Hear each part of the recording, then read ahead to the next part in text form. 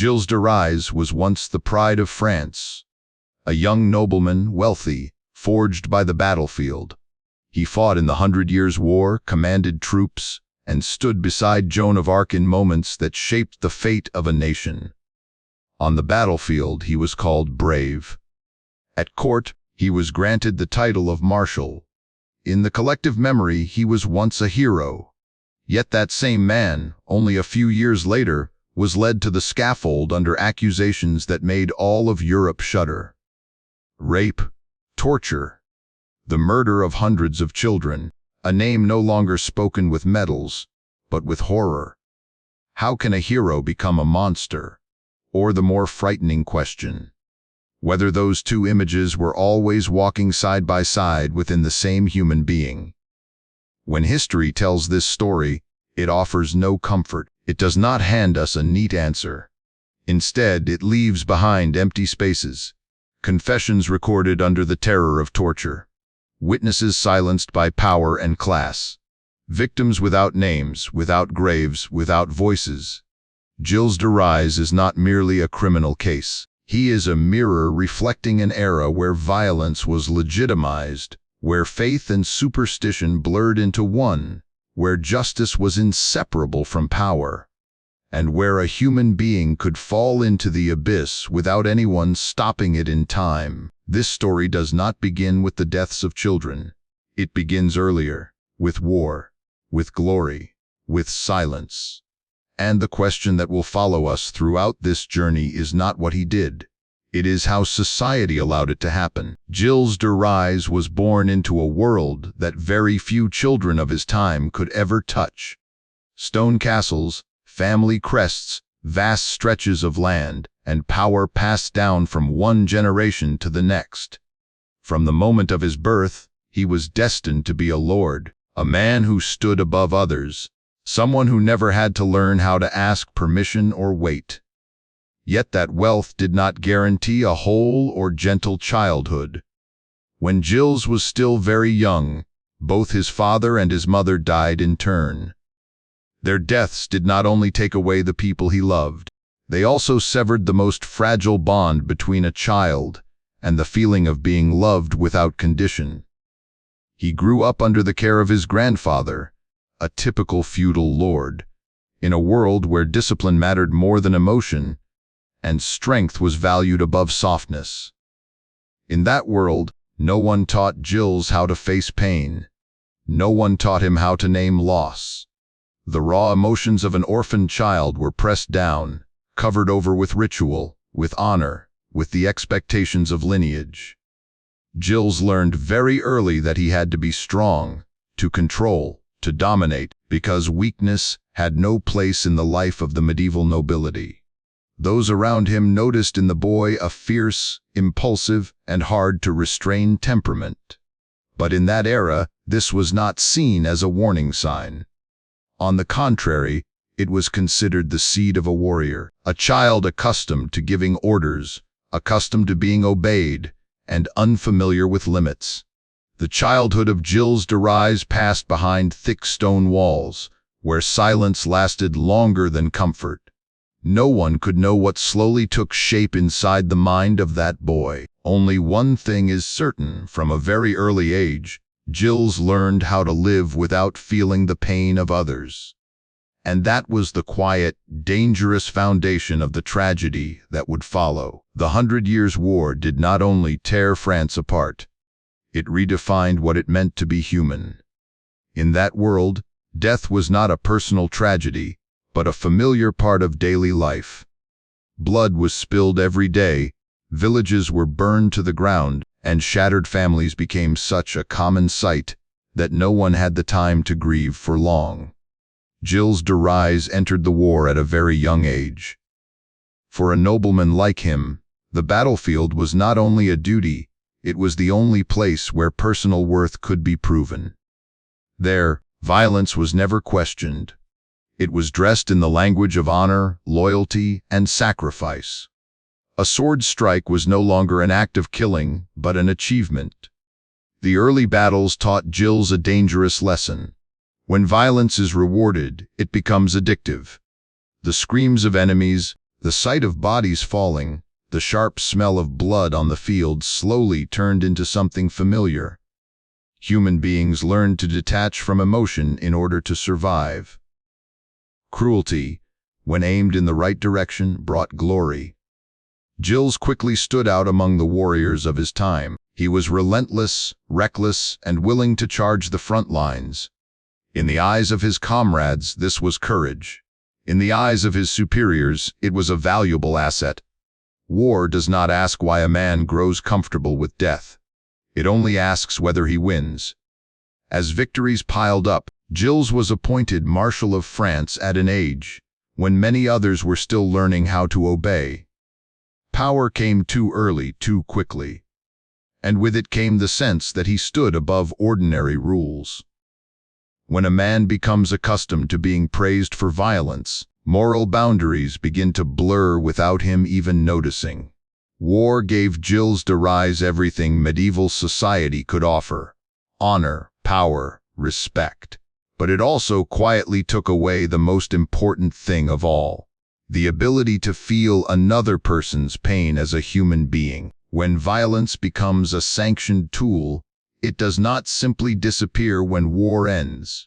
It only waits for another space in which to continue existing. When Joan of Arc appeared, French history suddenly regained something that war had taken away long before: faith. In a country exhausted by blood and fire, the image of a young woman without shining armor, without noble lineage, yet carrying an unshakable conviction in a divine mission, stirred an entire nation. Gilles de Rais stood beside Joan in decisive moments. One was a warrior shaped by violence, the other a symbol of faith and hope. On the battlefield, they fought for the same cause, yet they walked from two completely different inner worlds.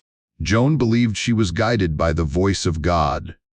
Gilles believed in the sword, in victory, in human strength. When the army entered Orleans, Joan's presence seemed to ignite the spirit of weary soldiers. She did not need to kill more in order to win. She only needed belief. For Gilles, this was an unfamiliar experience. For the first time in his military life, he witnessed a form of power that did not come from raw violence, but from collective faith. That contrast became even clearer when the march to Reims ended with the coronation of Charles VII. Joan stood as a pure symbol amid the halls of power. Gilles was named Marshal, a reward worthy of his victories. Both figures stood under the light of history, yet that light did not fall upon them in the same way. When Joan of Arc was captured and later burned alive, that light vanished. History remembers Joan as a Saint. Gilles de Rais remained alive, carrying glory and power. But perhaps, in that moment, something else also died. Not faith, but the chance for Gilles's violence to be contained within a clear moral boundary. From that point on, his path would no longer have light to guide it. The end of war does not always bring peace. For many, it is a release. But for those who have lived too long within violence, peace can become a frightening void. Gilles de Rais stepped away from the battlefield with titles, power, and respect, yet without any sense that he truly belonged to that peaceful world.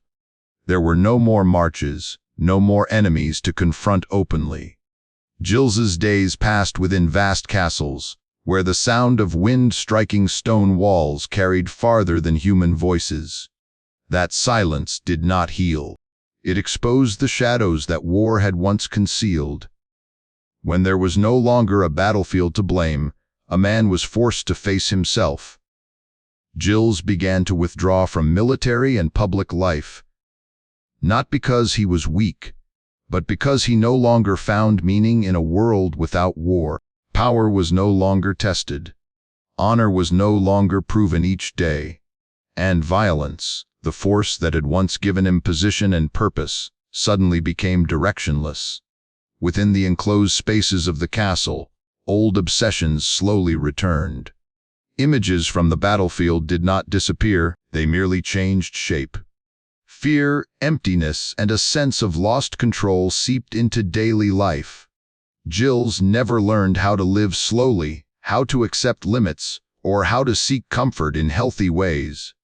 Medieval society had no concept of psychological healing. A nobleman was expected to be strong, to govern himself. No one asked a warrior how he felt when the war was over. And Gilles de Rais, in a solitude wrapped in power and wealth, began to slide into a dangerous emptiness. A place where violence, once celebrated, now searched for a new outlet, quieter and far darker than before. When war no longer offered Gilles de Rais a clear role, he sought to fill the void with extravagance. Music echoed through vast, great halls. Costly performances were staged one after another. Servants, knights, and entire retinues grew so numerous that his castles became stages where the lights never seemed to go out. Yet behind that splendor lay a quiet confusion. Gilles spent money not merely for pleasure, but to flee the emptiness growing inside him. Each banquet was an attempt to forget the silence that followed when the crowds departed. Each luxurious project was a way of convincing himself that he still held power, that he still remained in control. The immense wealth of his family began to drain away. Lands were sold off one by one. Warnings from relatives grew sharper. His family no longer saw Gilles as a source of pride, but as a threat to a legacy built over generations. In the end, the king was forced to issue an order forbidding him from selling any more property, a deep humiliation for a nobleman once held in such high esteem. At the same time, Gilles's social ties began to fracture. The royal court kept its distance. Former allies became cautious. He was no longer the respected marshal, yet he was not yet seen as a criminal. He drifted into a dangerous gray zone, the place where people most easily lose their sense of direction. Surrounded by wealth but starved of genuine connection, Gilles de Rais grew increasingly isolated. The stone walls that had once protected him now became barriers separating him from the world. And within that solitude, when money was no longer enough to conceal his unrest, he began to search for another escape, darker and far more dangerous. When money could no longer rescue his sense of unease, Gilles de Rais turned to the last thing a medieval man could cling to: faith. But his faith did not bring peace. It carried fear, fear of death, fear of judgment, fear that all the glory he had once achieved would become meaningless before the eternal gate. Gilles built chapels, organized solemn rituals, and prayed for his soul as if trying to repay an invisible debt. Hymns echoed through cold stone castles. Yet the more he prayed, the more restless he became. Because faith, when not accompanied by humility, can easily slip into an obsession with salvation. In Gilles's mind, God seemed to grow ever more distant. And when orthodox belief was no longer strong enough, superstition began to creep in. He turned to alchemy, believing that gold could be created, that supernatural power could reverse fate. Alchemists, sorcerers, and wandering figures who claimed to know the secrets of the universe entered his life one after another. Secret rituals were carried out behind tightly closed doors. Candles burned through the night. Invocations rose in the silence. The line between prayer and summoning grew blurred. Gilles was no longer seeking forgiveness. He was seeking control. Control over fate. Control over fear. Control even over the forces he believed governed the world. The medieval era was a time when the devil was not a metaphor. It was believed to be real. In that context, occult rituals were not seen as madness, but as a desperate choice. Gilles de Rais was not the only one who believed in such things. But he was the one with enough power, wealth, and isolation to go further than anyone else. From this moment on, darkness no longer stood outside Gilles's life. It entered, remained, and slowly shaped what came next. There was no longer a clear moral light. Only a lost man, convinced that he could bargain with the unseen world, to save his own collapsing soul. Great tragedies in history rarely begin with a loud cry. They usually begin with silence. For Gilles de Rais, that silence took the shape of children who never came home. In the rural areas surrounding his castles, poor children began to disappear over time. Not all at once, not in numbers large enough to cause immediate alarm. Just one at a time. A boy who went out to tend livestock and never returned. A child promised food, shelter, a position as a servant in the castle, then vanished without a trace. In medieval feudal society, this was not immediately seen as abnormal. The children of the poor were often sent away to serve noble households. Many families believed their children had entered a different life, a better one. And sometimes, that hope itself was what kept them from asking questions. But the absences continued. Names began to overlap in the memories of mothers. Dinner tables held an extra empty bowl. Evenings passed without the sound of children's footsteps running across packed earth. Anxiety spread, yet no one dared to speak it aloud, because confronting a powerful noble was not just confronting a man, but an entire social order.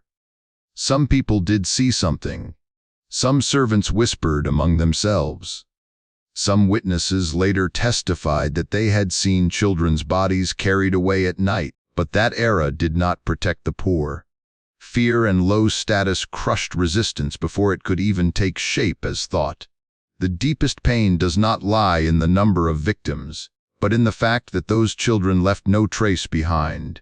No graves, no goodbyes, no justice. They vanished from the world as if they had never existed at all. And it was precisely that invisibility that allowed the crimes to continue. In testimony given at the later trial, the details were described with a coldness that chills the soul. But when the legal language is stripped away, what remains is pure suffering. Children robbed of a future before they could even understand what life was. Families carrying losses that were never fully named. Most of the victims had no voice in history. No one wrote chronicles for them. No one raised monuments in their memory. Their stories survive only in fragments of court records and in the private grief of those who never dared to speak. And perhaps that is the most terrifying aspect of this tragedy. Not only that one man was capable of such cruelty, but that an entire society remained silent long enough for children to keep disappearing, day after day, in the darkness. Great tragedies in history rarely begin with a loud cry. They usually begin with silence. For Gilles de Rais, that silence took the shape of children who never came home. In the rural areas surrounding his castles, poor children began to disappear over time. Not all at once, not in numbers large enough to cause immediate alarm. Just one at a time.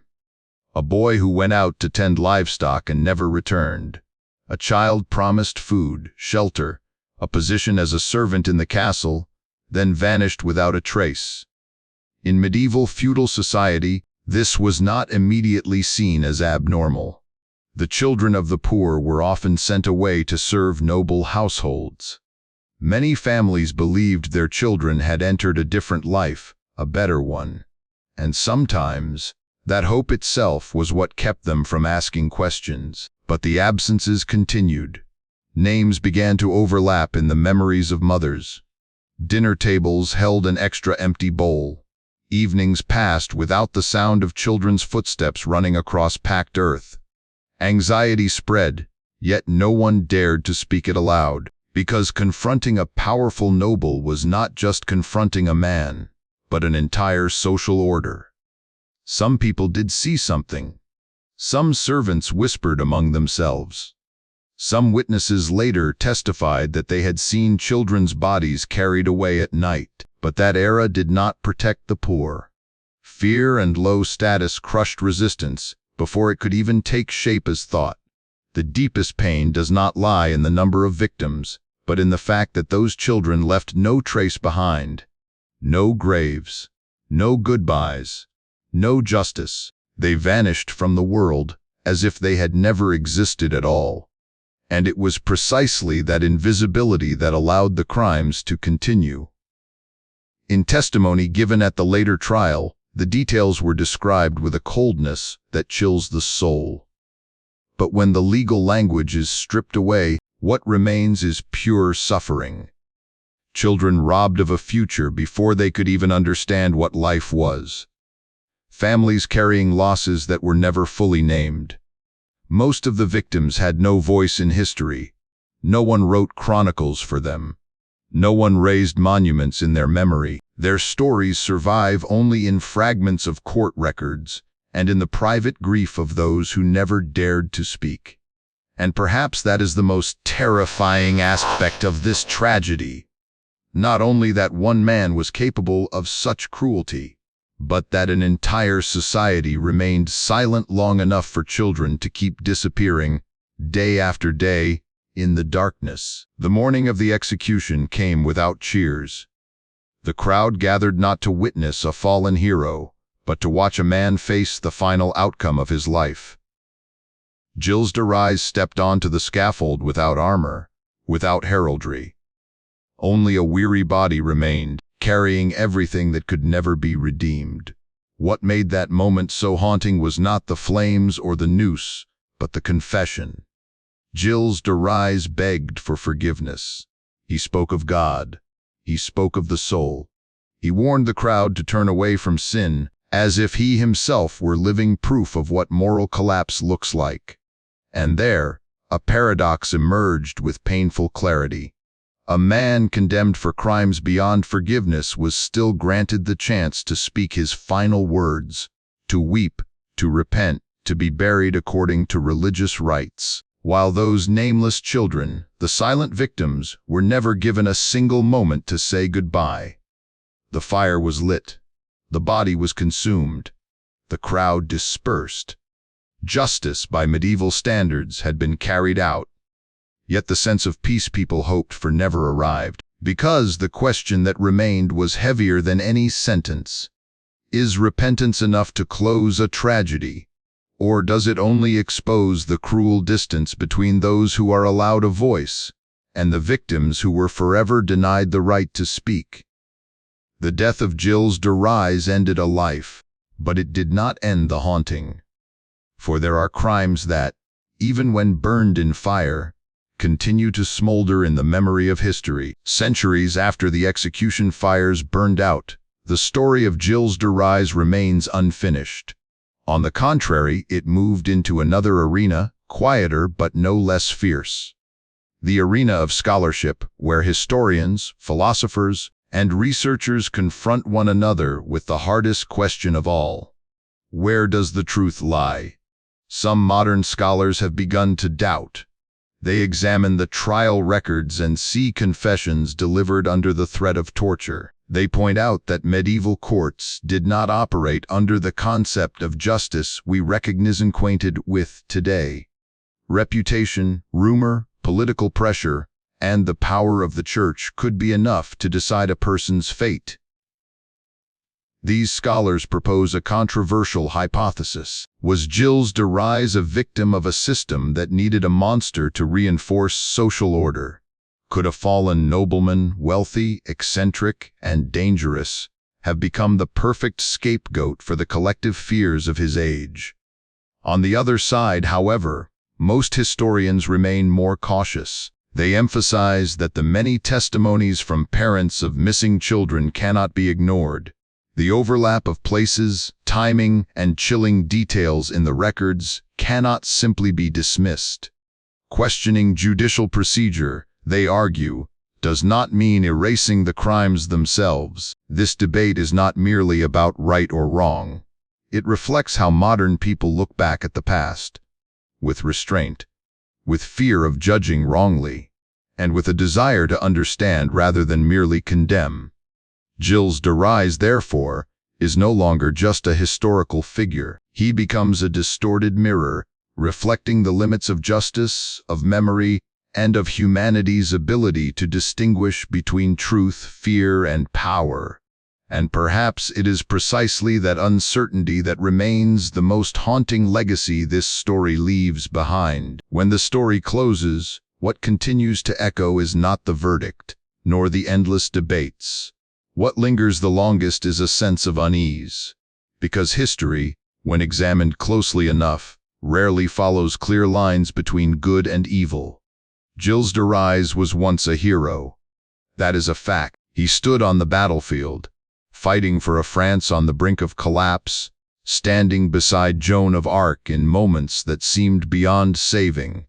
But he was also a man convicted of unforgivable crimes.